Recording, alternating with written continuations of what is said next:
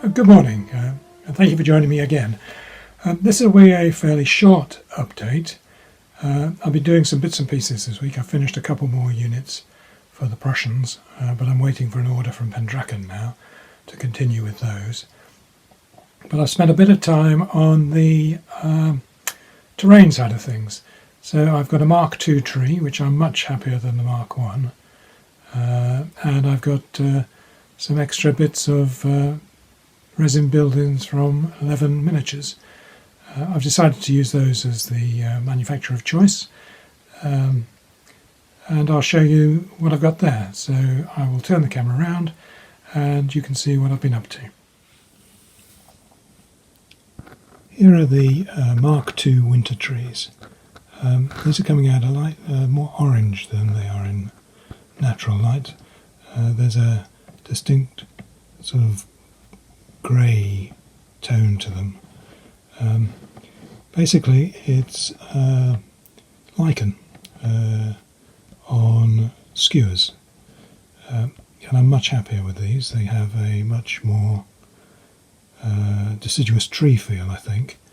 I've got about 22 of these sort of little bases made up now. I'll probably need another 10, 12, 15, something like that for the proper effect. But I'm quite pleased with those. They've worked reasonably well.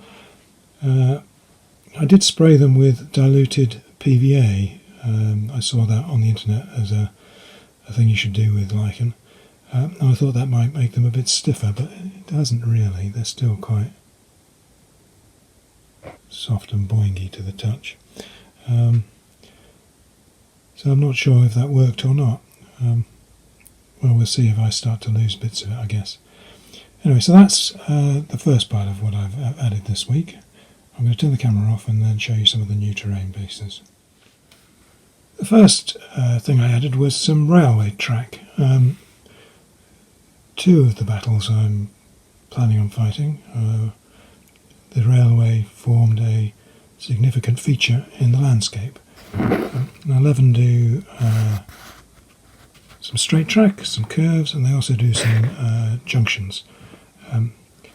Each of the track section comes in a 60mm length, and that's very fiddly to put down, so I've stuck them together with a bit of masking tape underneath so they're easier to manoeuvre and they don't sort of get knocked apart so easily.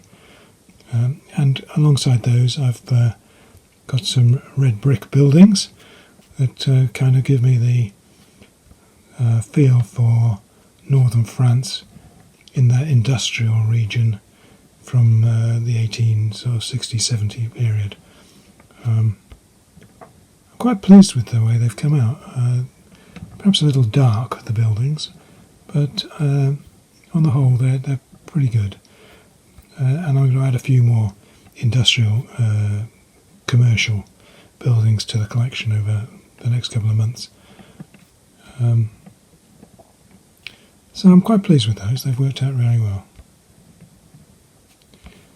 Right, now I'm going to turn the camera off and show you the next piece I've got. Here we have one of Leven's windmills. This one is, they call it the Dutch windmill. It comes in 4 parts: the base, the central section, the top, and then the sails.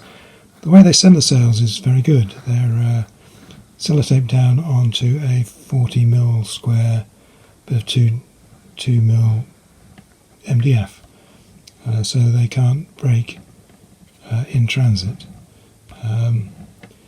Now again, windmills are an important feature of the battles in Picardy in 1870-1871, and although